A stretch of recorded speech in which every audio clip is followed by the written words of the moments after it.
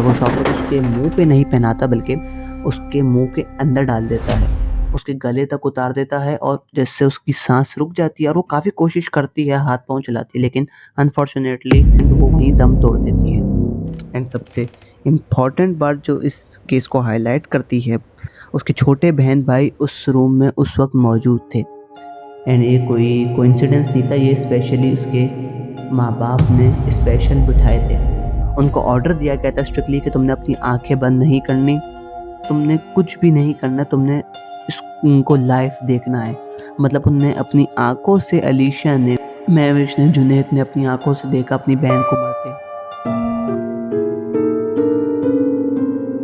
सितंबर 2003 में एक माँ और बाप नेशनल टेलीविजन पे आते हैं और अपनी बेटी की वापसी ढूंढने की अपील करते हैं। माँ आंसू में डूबी हुई थी और बाप अपनी बेटी के लिए लिखी हुई आखिरी नज़म पढ़ रहा था। ऐसा लगता था कि माँ बाप अपनी बेटी के गम में टूट चुके हैं, लेकिन रियलिटी कुछ और थी।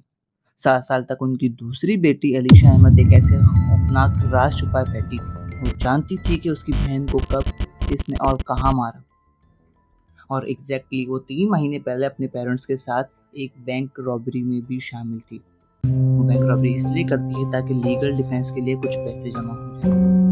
11 सितंबर 2003, मॉरिंगटन, चेशायर, लिवरपूल और मैनचेस्टर के बीच एक पुरसुकून सरबन शहर।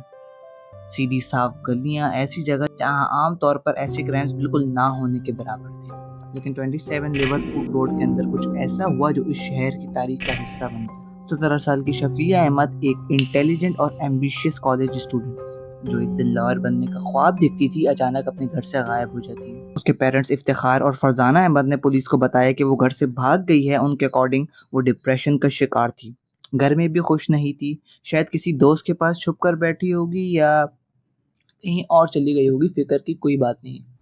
लेकिन 5 महीने बाद फरवरी 2004 में जब फ्लोडिंग के बाद मजदूरों को क्यूम्ब्रिया के रिवर कैंट के किनारे एक बुरी तरह से डिकम्पोज्ड लाश मिली, तकरीबन उनके घर से 100 माइल्स दूर। ना कोई पहचान, ना कोई मौत की एग्जैक्ट वजह। उसकी लाश को पहचान करने में 4 महीने लग गए, वो भी उसकी ज्वेलरी और डेंटल रिकॉर्ड से हुए। और असल सच जाने में मजीद 7 साल लग गए और पुलिस ने इसे the girl in the river का नाम दिया।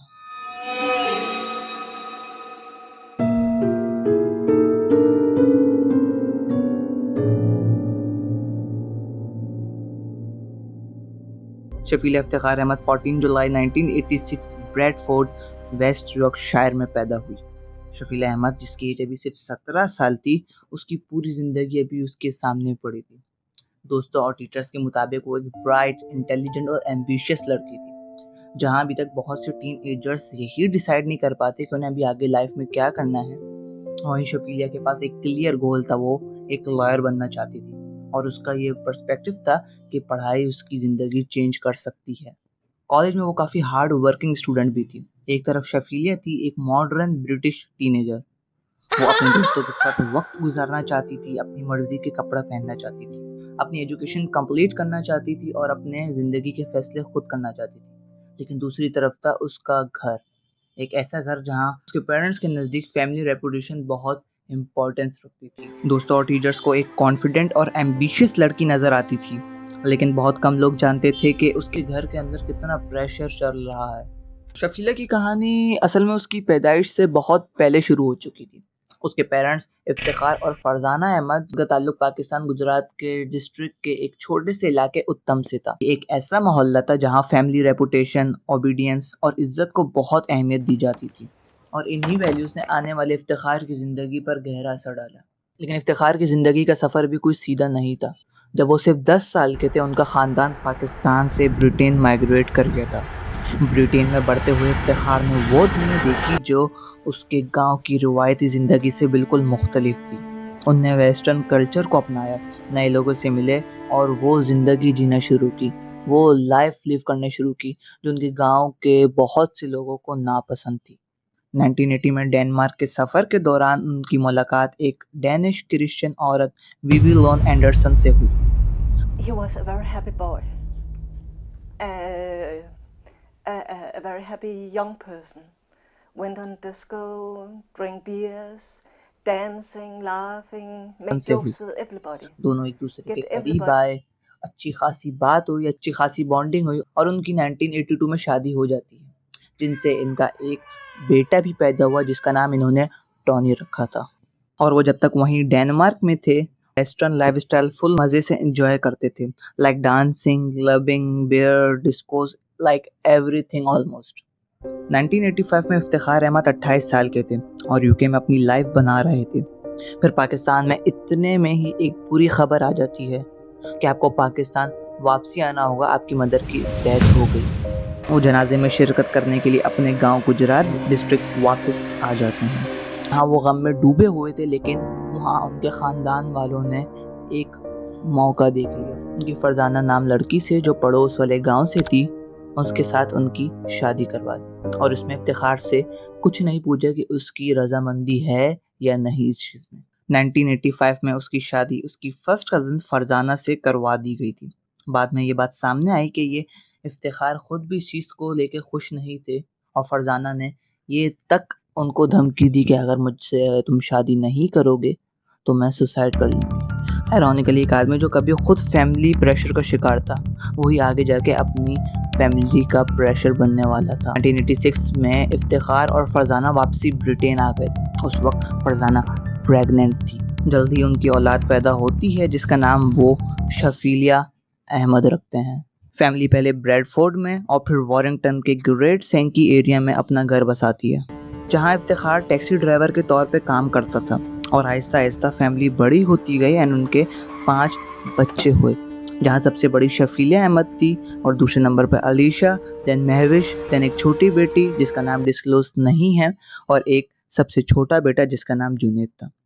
बाहर से देखा जाए तो ये एक हार्ड वर्किंग नॉर्मल सी इमिग्रेंट फैमिली लगती थी, लेकिन अंदर ही अंदर काफ़ी ज़्यादा प्रेशर और काफ़ी ज़्यादा रूल्स स्ट्रिक्ट थे। किसको कब जाना है, किसको कब किससे मिलना है, कौन किधर गया है, कब आएगा, कैसे जाएगा, इन सब के ऊपर बहुत सख्ती थी और ख़ास तौर पे बेटियों के लिए और बेटियों में भी शफीलिया अहमद के लिए। देन फरवरी 2003 में शफीलिया को ड्रग करके वो पाकिस्तान ले गए।